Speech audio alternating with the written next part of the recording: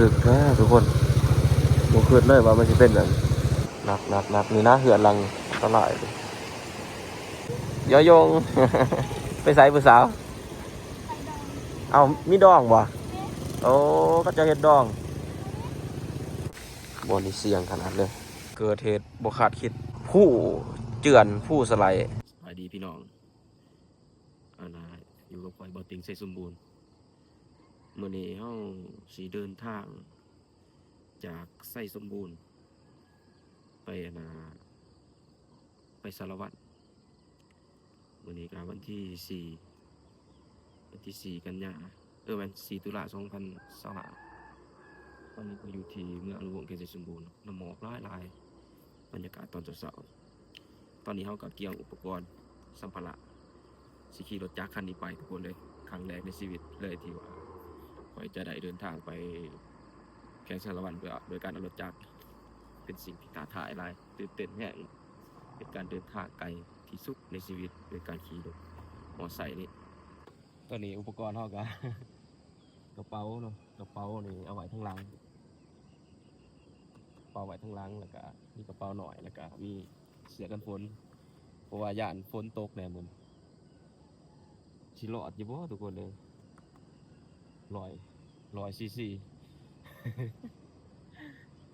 แต่ว่าฮอดท่าแข่งนี่เพราะว่าต้องได้เปลี่ยนน้ำมันเครื่องเนาะไปเดี๋ยวเฮาออกเดินทางกันเลยทุกคนใส่แบบโคตรงามเลยขอให้เป็นมื้อที่สดใสเด้อมื้อนี้เดินทางปลอดภัยก็อย่าให้ฝนตกก็แล้วกัน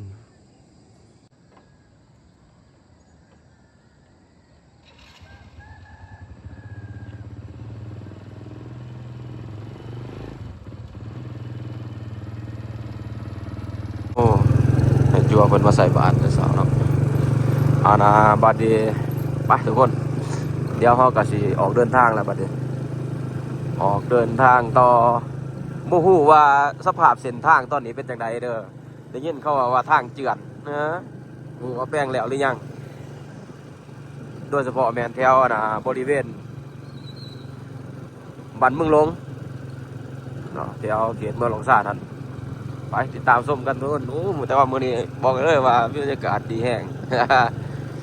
หนาวเด้อตอนอยู่ไส่สมบูรณ์นี่นะเขานุ่งเสื้อปังกะนามันแต่ว่าบัดทอดแถวล่องซาดหรือว่าแถวทาบกทาพระบาทนะสีหนาวคือจังสีบ่ โอ้ยคักบรรยากาศยามหนาวนี่เป็นฤดูที่โอ้ยอุดมสมบูรณ์นี่ได้บ่นี่นะเป็นฤดูที่มีความสำเร็จทุกสิ่งทุกอย่างเริ่มจะประสบทุกสิ่งทุกอย่างเริ่มออกดอกออกผลเนาะประสบผลสำเร็จว่าจะเป็นทุกอย่างเลยเป็นต้นไม้ใบหญ้าเป็นดอกเป็นหมากเขาก็เป็นห่วงเป็นซุกเบิดแหละเนาะชีวิตคนเฮากันถือว่าช่วงนี้ถือว่าเป็นช่วงถือว่ามีความสุขแหละมาท่องเที่ยวกับม่วนใส่สมบูรณ์เดี๋ยวก็ได้ยามนี่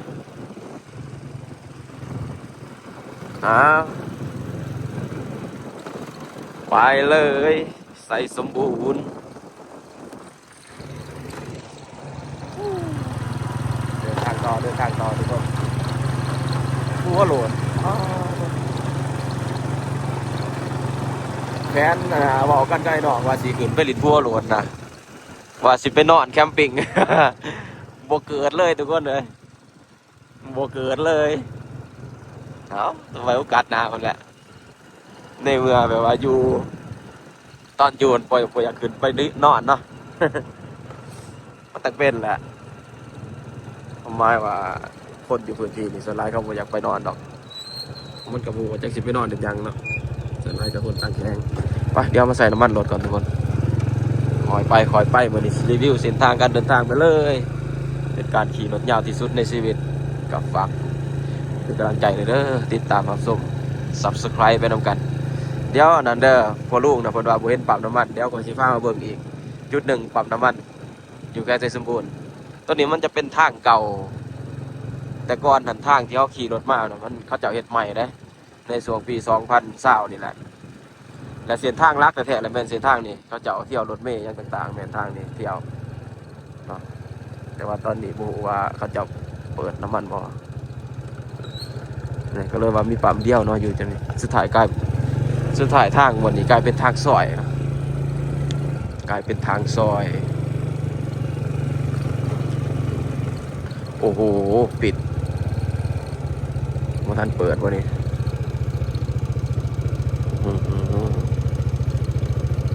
เดี๋ยวถาก่อนซะนะนี่เนาะปั๊มน้ำมันอาณารัฐวิสาหกิจน้ำมันเสือไฟเวียงจันทน์โอ้โหสุดยอดความงามโคนใส่สมบูรณ์ซิตี้เฮามาต่างประเทศเลยเนาะอยู่บรรยากาศเป็นแบบโทนสีฟ้าทุกคนโทนสีฟ้าหนาวๆเย็นๆโอ้ยช่วงนี้ก็รักษาสุขภาพด้วยเด้อทุกคนช่วงหน้าหนาวนี่ก็ระวังนะเสียเป็นหญ้ามานุงยิงแดดตอนเช้าอ้าวประตูโค้งใส่สมบูรณ์บายบายพอกันใหม่ก่อนเดี๋ยวเราต้องได้เซลฟี่ก่อนเซลฟี่กับประตูโค้งกันจังหวัดประตูโค้งเดี๋ยวถ่ายรูปก่อนบัดนึงถ่ายรูปนะเขาแข่งกันเนาะ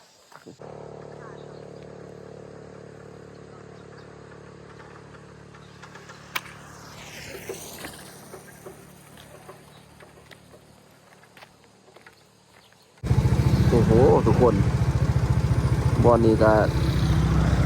ถล่มเลยเนาะตอนนี้เขาเดินทางมาหอดนะบาดตรงคูนมันมีทรายหนำบนนี้เสียงเลย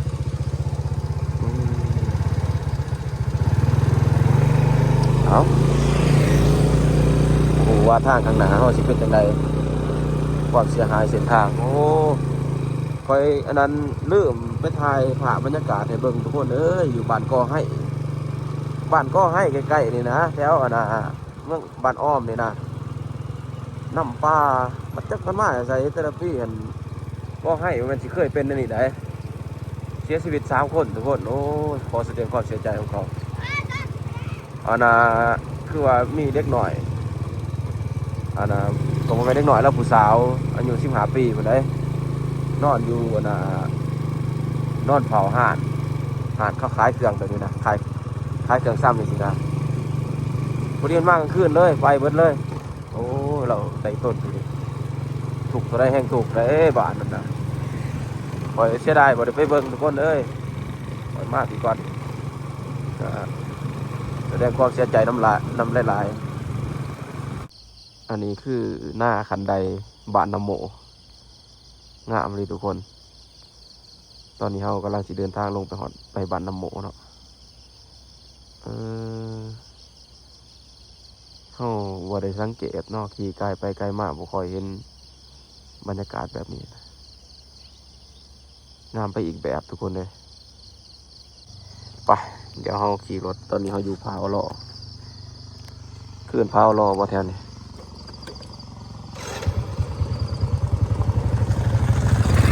บนโค้งนี่เนาะ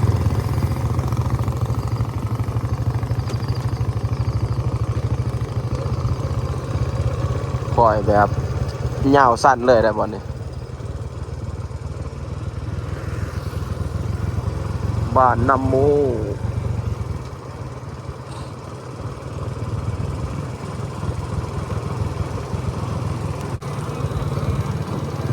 หมู่บ้านน้ำโมโอ้เดี๋ยวนี้ATP บ่เกิน ATM ของส่งเสริมกับธนาคารที่นี่ก็มีเนาะ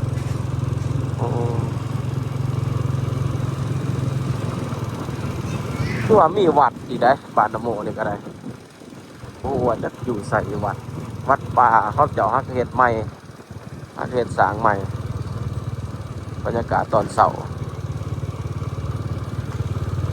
บ้านเดียวในแค่สมบูรณ์ที่ว่ามีทางคอนกรีตที่ว่าอยู่นอกบ้านที่นะ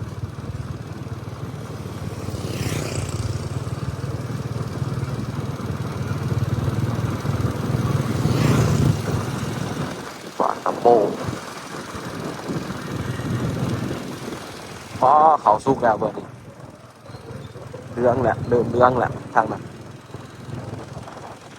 เขาเห็นหน้าแซงพร้อมได้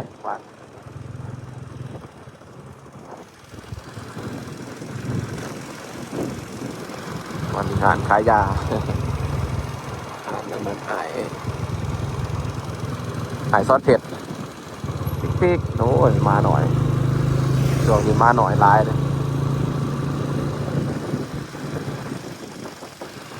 บูว่าได้ยินหรือบอเนาะข่อยเอาใส่ว่าข่อยใส่หมวกกันน็อกนะบ้านน้ำโม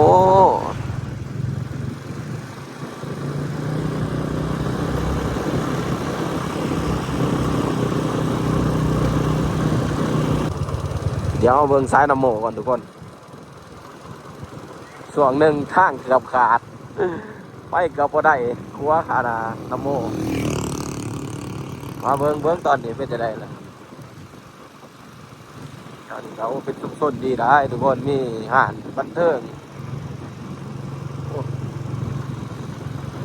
ถ้าที่บอกแล้วน้ำโมนี่จะคืนซ้ำกันครับอันนั้นคนใดรับเมืองอนุวงศ์หมดแหละเขื่อนผักสีดาเป็นบ้านพักบอกจุดๆ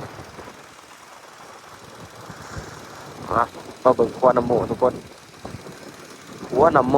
โอ้เป็นจะได้สภาพเลยน้ำลายตัวเก่าป่ะโอ้น้ำยังเพิ่งแตกที่เด็กเขาใส่น้ำลิ้นได้แถวนี้นะโอ้บางคนมาเอายาเนาะเป็นตะยานนี้เลยแต่เพื่อนบ้างเลยโอ้แต่ว่าสภาพครัวเดี๋ยวนี้เขาจะเห็ดกันเจือนแหละ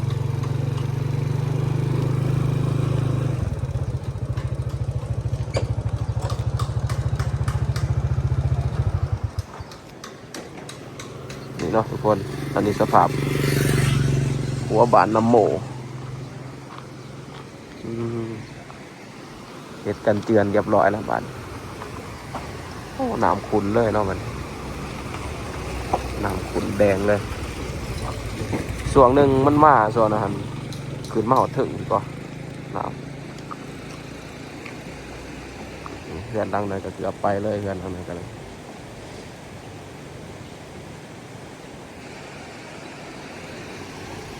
บ้านน้ำโมเด้อถึงจะเป็นเมืองค่ำเนาะ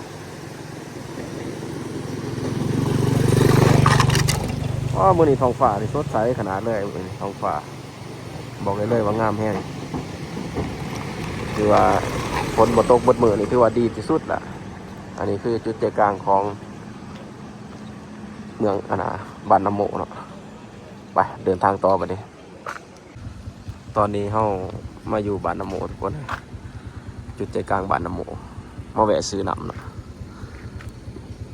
ซื้อน้ำอยู่นี่เลยอยู่หานายเพิ่น นายเพิ่น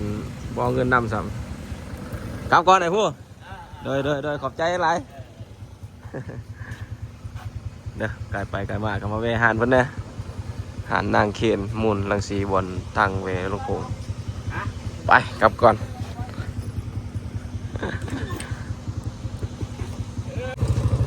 ไปเดินทางต่อครับ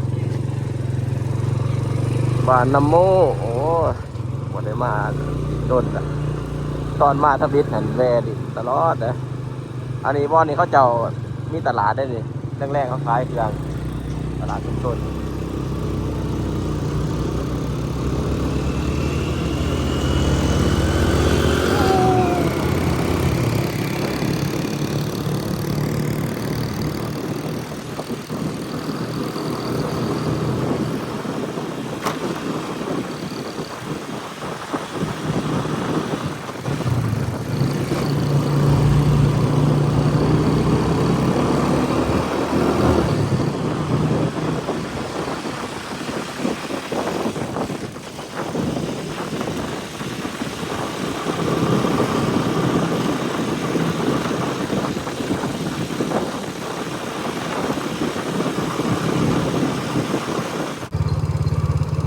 อันนี้คือเอิ้น3แยกคู่ค่ำทุกคนเลย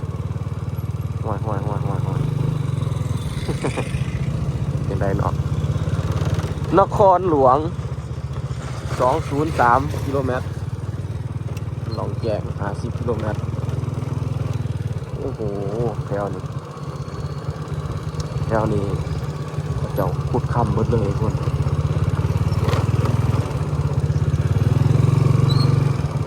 ขุดค่ำหมดเลยเลยคู่ค่ำนะเอิญอันนี้เขาเอิญบอลขุดขนบ่อแฮผู้เบี้ยเนาะแต่ว่าโบแมนผู้เบี้ยผู้เบี้ยจะอยู่พูนอยู่ตัวเมืองอนุวงศ์พูนซื้อบริษัทซื้อผู้นี่เขาเอิญผู้ค่ำเนาะหลายคนเข้าใจว่าผู้เบี้ยเขาขุดหมดแล้วสัมปทานไปแล้วโบแมนเนาะผู้เบี้ยเขาเจ้าบ่ได้เฮ็ดหยังเลยตอนนั้นนะตอนนี้มาฮอดตลาดแล้วทุกคนเลยโอ้เขาเจ้าบ่ทันได้เอาหน่อไม้มาขายได้เลยมันเสาโหดเนาะแต่เสาโหด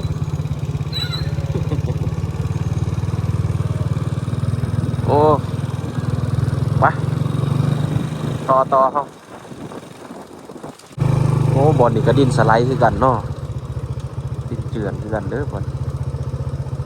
มันนำปลาแบบมันไหลมันสูบลงมาเป็นตะหยะเลยทุกคนเห็นบอกสังเกตเบิ่งนะนำปลานะมันมาแบบลุกเลยมันมาแบบโมยที่นี่น้ำนี่ยังเป็นสีดินที่ต้มลงมาเลยนะโอ้เสียงขนาดนั้นอ๋อทุก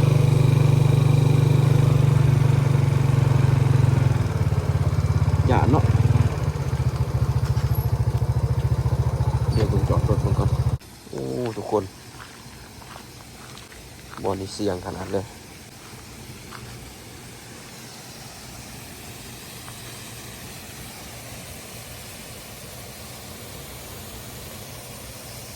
โอ้คันรถนักนี่แดนแคบๆหน่อยหนึ่งนี่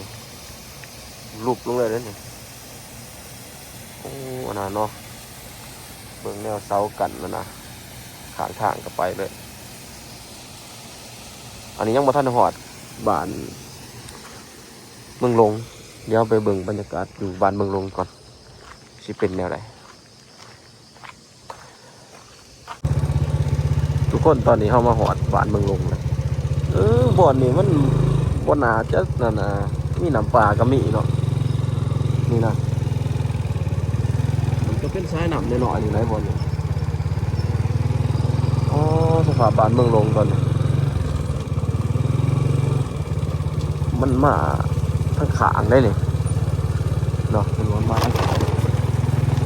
โอ้มันจะคือตอนสภาพตอนนั้นนะมันจะคือสภาพตอนมันมาเวลาขี่รถจักรมาเนี่ยโอ้ไปน้ำอะไรไปน้ำดินเลยดินโคลนเลยอันนี้คือบ้านเมืองลงเด้อทุกคนเขตลองซ่านนะบัดนี้ก้าวเข้ามาสู่เขตเมืองลองซ่าน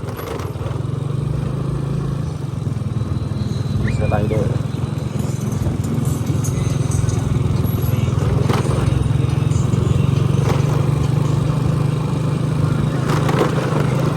แล้วมันมีเอกส่วนบ้านเมื่อนะเฮือนประชาชนนะหมุนหมดเลยนะครับความเสียหายเพราะว่าส่วนน้ำส่วนบ้านมันก็มีสายน้ำกันเดี๋ยวเอาขี่รถไปเบิ่งทั้งวัน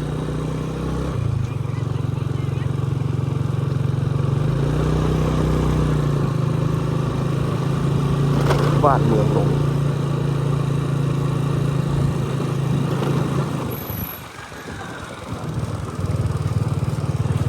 สาวงาม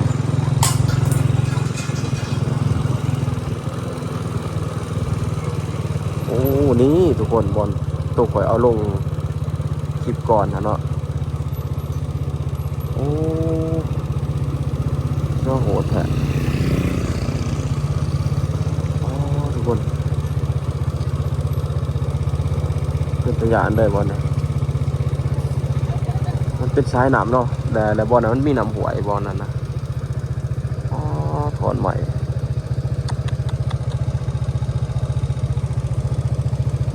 พื่อนหลังนั้นเสียหายขนาดเลยโอ้ลึกแท้ทุกคนบ่คิดเลยว่ามันจะเป็นแบบตะกี้มันมีน้ำห้วยบ่อนนี่เขาเจ้าอาบน้ำบ่อนนี่เนาะบ่อนนี่เขาเจ้าอาบน้ำนะข้อยก็ยังเคยไปถ่ายคลิปลงไปถ่ายย่างเขาไปในบ้านเขาเบิดเดี๋ยวนี้น้ำห้วยมันเปลี่ยนทิศเลย เปลี่ยนทิศทางเลยอ๋อดึกแท้ทุกคนตอนใหม่แต่ว่าทั้งเทิงเขาเจ้าก็ยังอาบน้ำคือเก่าเนาะบ่นะโอ้เสียหายหนักขนาด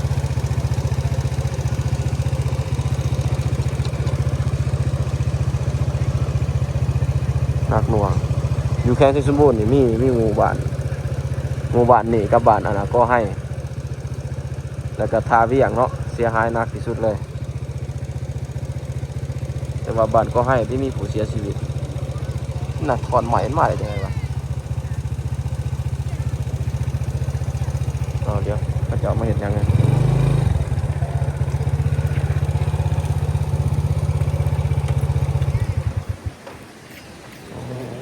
ปวดเกิน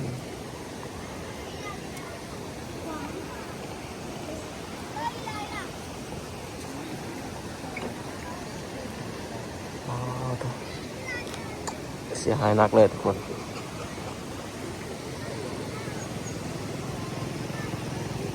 ยอยง ไปใส่ผู้สาวเอามีดองบ่โอ้ก็จะเห็ดดอง โอ้มีงานดองทุกคนที่ไหน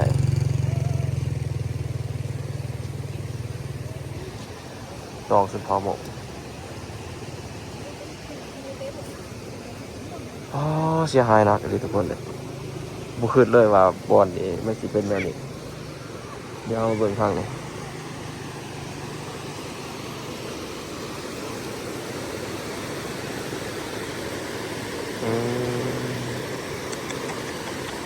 อันนี้คือบรรยากาศล่าสุดบ้านเมืองหลงเด้อทุกคนถ้าไหนเขาจะมีงานดองครับแต่ว่า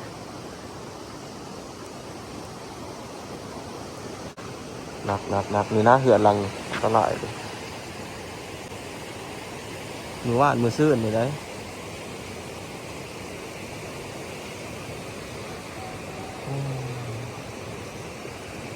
หมุนหมดเลยนี่มันก็แป้งลงไปเลยดิ โอ้เขาหมายว่าเขาจะกำลังเห็ดเวียกตีแมนโอ้นี่มันเกาโมงยังแล้วล่ะมันก็ยังประมาณ2 ชั่วโมง2 ชั่วโมงแล้ว2 ชั่วโมงแล้วเขาจะเปิดทีนึงนะ2-3 ชั่วโมงเปิดทีนึงเพราะมันเป็นเวียกเร่งด่วนมันฉุกเฉินถ้าเขาเฮ็ดเวียกปกติเขาก็15 นาทีหรือว่า20 นาทีเขาก็ปล่อยทีนึงอันนี้มันเป็นเวียกฉุกเฉินโอ้พี่น้องเลยเดี๋ยวจะไปรอดขากัน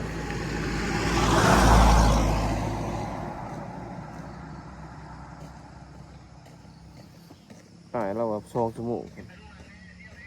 โอ้พี่น้องเลยเกิดเหตุบ่คาดคิดเข้าว่าเข้าสิกักรถประมาณ2 ชั่วโมงวะนะผู้เจือนผู้สไลด์เดี๋ยวนี้เขาจะกักไว้บ่ให้ไปเดี๋ยวนี้นะโอ้ยเสียเวลาไปอีกแล้วค่อยเสียเวลาไปอีก2 ชั่วโมงแล้วไปบ่ได้เบิดรถนี่คันนี้ก็ได้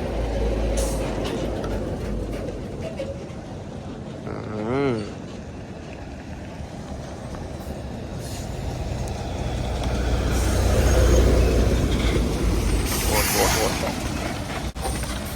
จอดอยู่นี่เบิดนะไปบ่ได้คือเก่านะเราบอกว่าให้นอนถ่ายอยู่เที่ยงกันแล้ววะ2 ชั่วโมงตายค่อย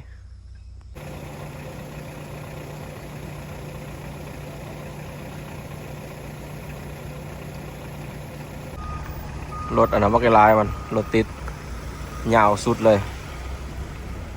เมื่อวานนี่ก็ติดเมื่อวานนี่เขายาวเลยเพิ่นนะ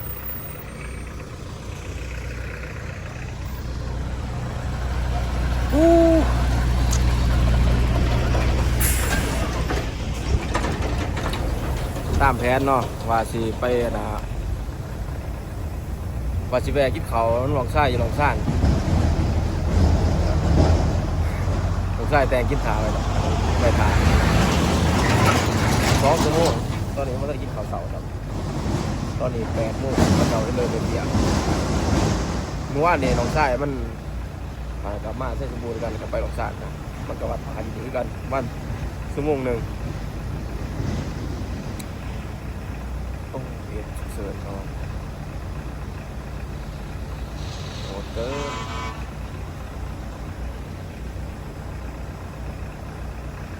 เดี๋ยวบางทีเขาจะได้ไปแวะนาแบบมียังครับเป็นการพักผ่อนไปนำทุกคนเลย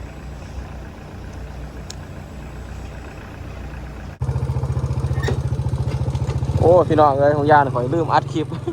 ข่อยขึ้นว่าข่อยจะถ่ายบันทึกแหละเดี๋ยวนี้เขาปล่อยมาแต่เพราะทางบอลนะเป็นตะยานขนาดมันเจือนลงเลยนะโอ้เพราะว่าปีนี้เป็นปีที่นักที่สุดเลยแต่ละบอลแต่ละจุดนี่ที่ว่ามีนะทางเจือนทางสไลด์ทางขาดเบิดเลย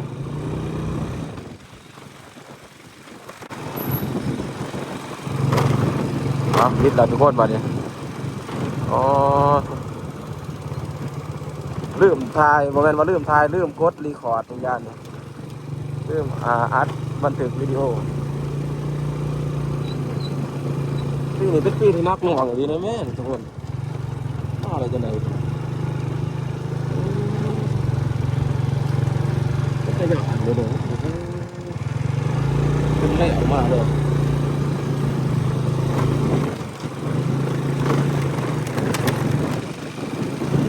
ทุกคนเห็นป่ะมันไหลลงมาถ้าชิวาเลยมันเป็นผู้แบบว่าเขาเจาะโบเดนะสกัดต้นใหม่นะมันก็เลยแบบมียังตั้งไว้ละลายสุดรถมือนี้ซึ่งว่าแลนลายเนี่ยอันนี้สภาพนะน้ำตกข้างทางเนี่ยนะผมรู้สึกว่ามันมีหินยังไหลลงมาลายกว่าเก่าแล้วก็บริเวณข้างทั้งขานี่ก็เป็นแบบดินเจือนดินเหนื่อยเนาะอันนี้คือบริเวณแถวบ้านเชียงมีบ้านเชียงมีทุกคนเอ้ยเขาเจ้าสุกแล้วเขาแถวเนี่ยแถวนี่สุกไว้เนาะว่าเขตห่อนเด้แถวนี่บ่คืออยู่เมืองอนุวงศ์เขายังเกี่ยวอยู่แต่ว่าแถวนี้มันห่อนมันสุกไว้เลยแถวบันอ้าวกับสุกเหลืองหมดแหละแถวนั้นเอาตอนนี้เขาก็มาหอดบ้านเชียงมีแล้วเด้อบรรยากาศบ้านเชียงมีว่าเชียงมีนี่บ่ถึงผลกระทบหลายจากพายุบัวลอยหรือว่ามีผลกระทบกันบ่ลองเบิ่งเพราะว่าอยู่ส่วนบ้านมันมีครัวเด้ธรรมดาบ้านอ่าวหมู่บ้านซ้ายหนักมันนะพอคิดว่าหมู่บ้านนั้นได้สิแบบถึงผลกระทบมาแห่งสุดท้ายนะบ้านอ่าวผมเป็นอย่างบ้านที่ว่าบ่มีซ้ายหนักใหญ่แบบถือผลกระทบหลายโอ้ส่วนนี้เขาเจ้ามีงานตลอดเลยเขาเจ้าเฮ็ดงานดองเด้เดี๋ยวนี้มีอาหารขายของกินซุกนำได้ทุกคนมันเป็นจุดซุ้มได้บ่เนี่ยจุดซุ้มบ้านเชียงนี่โอ้แต่ว่าน้ำใสดิมาเลยเข้าไปก่อน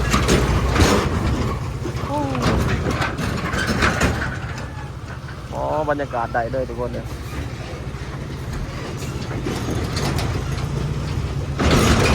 บาทได้เลย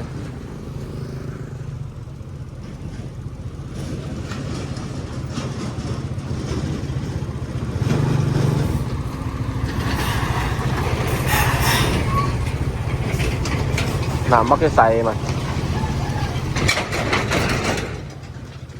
บ้านนี้เขาจะเอาเลี้ยงควายในบ้านนี่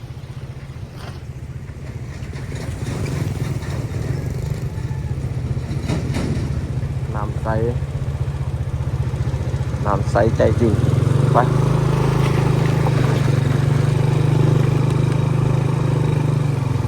โอ้โหขาดเลยหมดงามเลยรู้สึกว่าน้ำมันกว้างออกกว่าเก่าเนาะโอ้เปลี่ยนแล้วน้ำเลยทางเลยเปลี่ยนแล้วน้ำเลย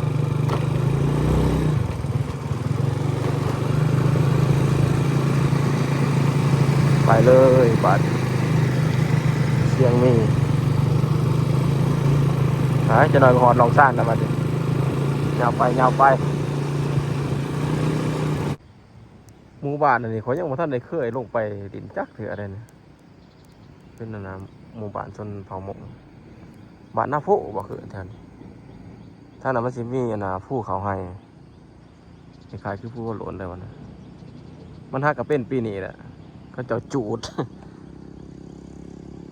เลยเป็นเขียวแบบคือผู้โหลนเลยงามในบ้านนี่นะ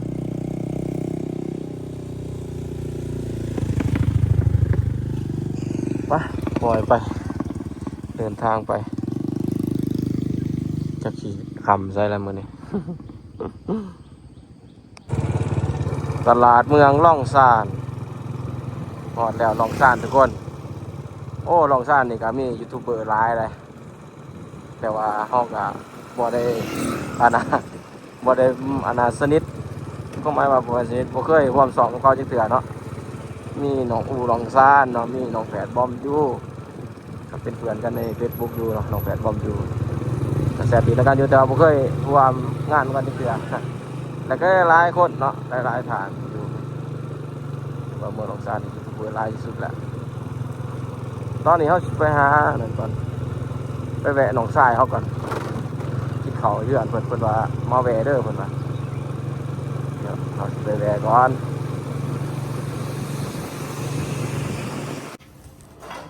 วันนี้ก็มาหัวเทือดซีมือย่างแหละหนองซาน กินน้ำกินไหนก่อนครับ สิหอดซ้ายนี่โอ้อยู่บรรยากาศคักกันเลยเว้ยหน้าเนาะหน้าเจ้าวะแม่นบ่ ไปหอดเงินหลังตัวแรก หน้าตีนบานเนาะคักสู้นี่ว่ามาเกี่ยวเขาเฮ็ดอันนั้นไทยหน้าไทยยังมันนี่วะ แม่น โอ้อยู่บนนี้มีวัดเนาะบ้านยังเขิน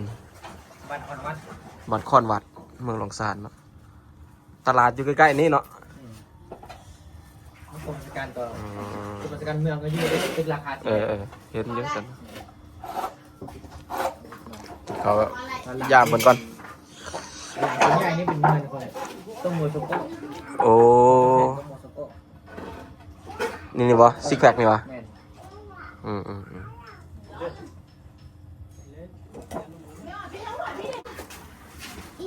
ผู้ใดนี่ร้านเหรอ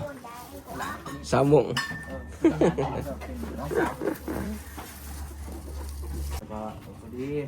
เสือ11ตัว ติ๊กว่านั้นรู้เลยนะวันนี้โอ้เสียชีวิตตัวที่นี่ โอ้ตัวจะไปยี่ห้อกันวะ ตัวนอกไปยี่ห้องเป็น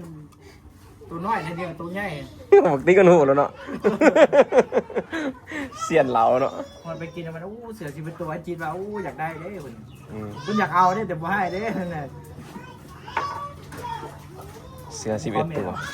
มีลายเนาะสรรพคุณ โอเคลูกขอครับ อันนี้บ่ฮักแพงนี่บ่ได้กินได้เนาะ วันนี้มายามลงทรายพุ่นเนาะบ้านคอนวัดป่ะบ้านคอนวัดลองซาน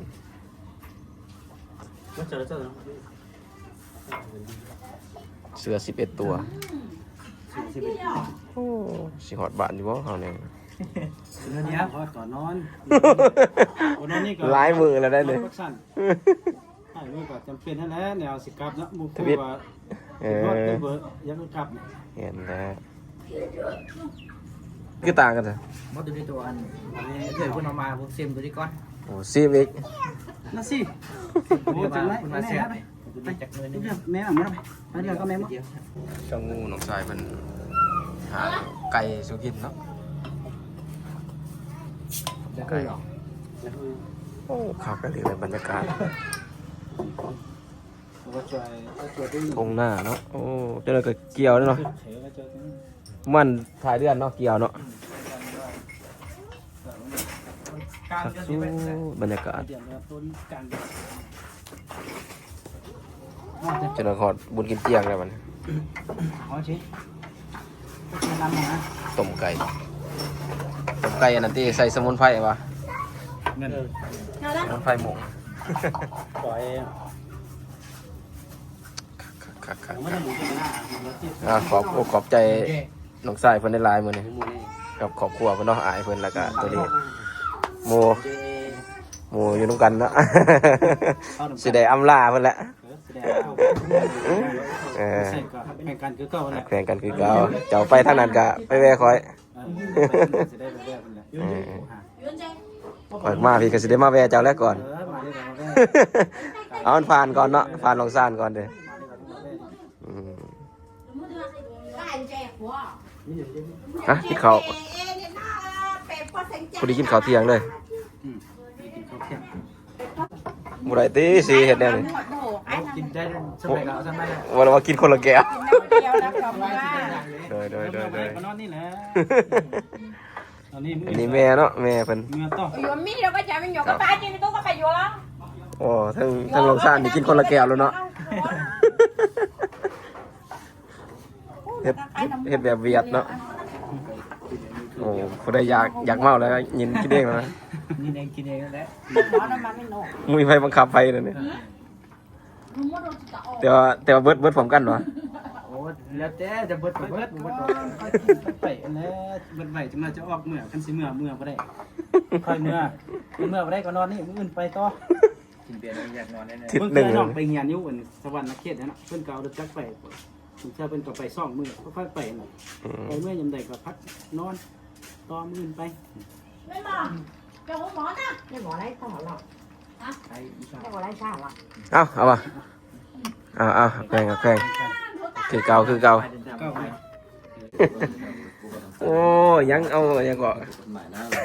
ข้าว ตัวไก่ไห้นะลูกสายโอ้ยานอายเพิ่นบ่ได้กินข้าวไก่ตัวหนึ่งบ่ได้นี่ ไม่ได้กิน กับเสี่ยวเพิ่นเนาะ ใจขอบใจอะไรเดี๋ยวสิออกเดินทางก่อน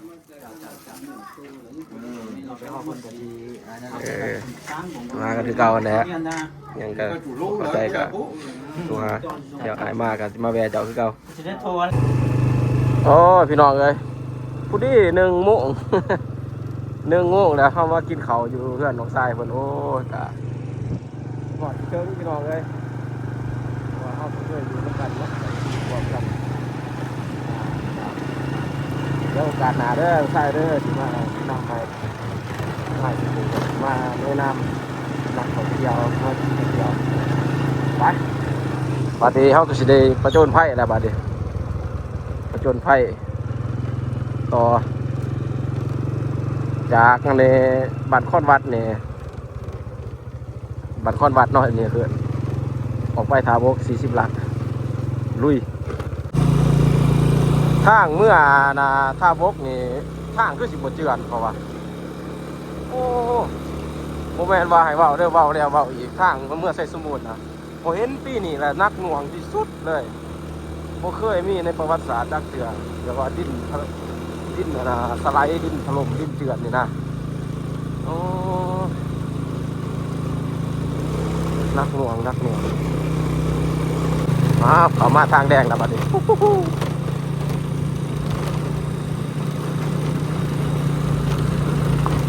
สุดยอดประจนภัยโอ้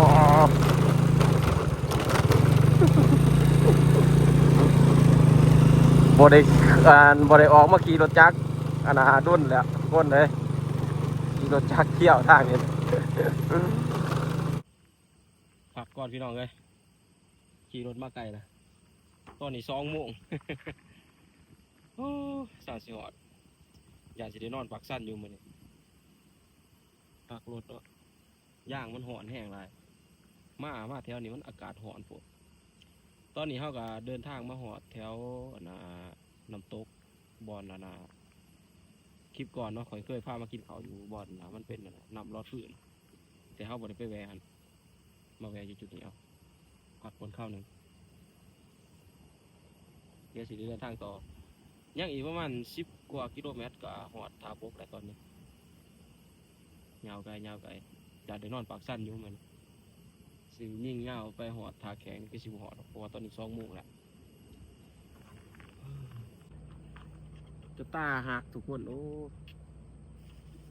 ไก่รุดตรงยาเลยกระตากับจนหักตอนนี้เขาก็ยังอยู่ที่เขตป่าสงวนภูเขาควายอยู่เนาะเมื่อยเสร็จเลย โอ้ยพี่น้องเอ้ยฝากเป็นกำลังใจหน่อยเด้อติดตามพับส้มเนี่ยเดี๋ยวเข้าห้องน้ำก่อนซื้อซองก่อน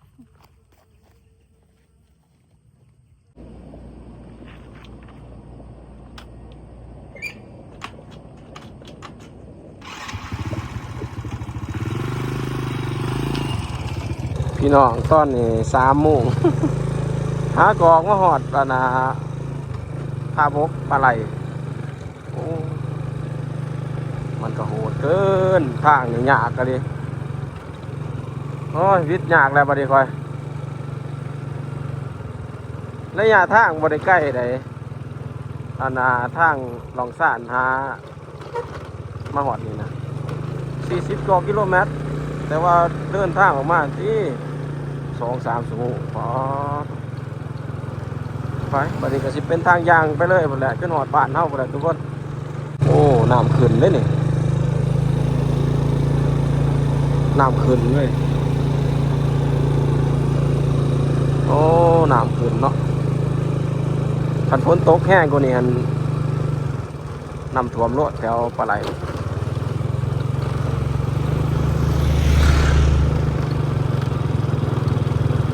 ไป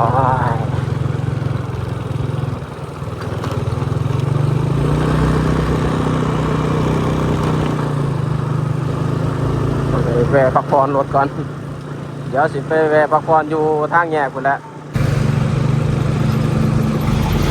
ทุกคนตอนนี้เบาจริงมาหอดบ้านปลาไหลละนครหลวงเวียงจันทน์นครปากเซ่588 กิโลเมตรโอ้โหคือหมดไกลใช่ปะหมดไกลเลยไปอันนี้คือทางแยกเนาะเนี่ยปลาไหลใส่สมบูรณ์เขาไปใส่สมบูรณ์มาแล้วทุกคนเป้าหมายเราสิไปทางนั้นสำหรับคลิปวิดีโอนี้ก็สิจบไว้สำนี้ก่อนเดี๋ยวเราจะเป็นอีกคลิปวิดีโอหนึ่งเนาะเดี๋ยวสิเดินทางไปทางนี้แล้วบัดนี้ไปสำหรับคลิปวิดีโอนี้ก็สิฝากไว้สำนี้เด้อขอบใจทุกท่านที่ติดตามชมพอกันคลิปหน้าสบายดี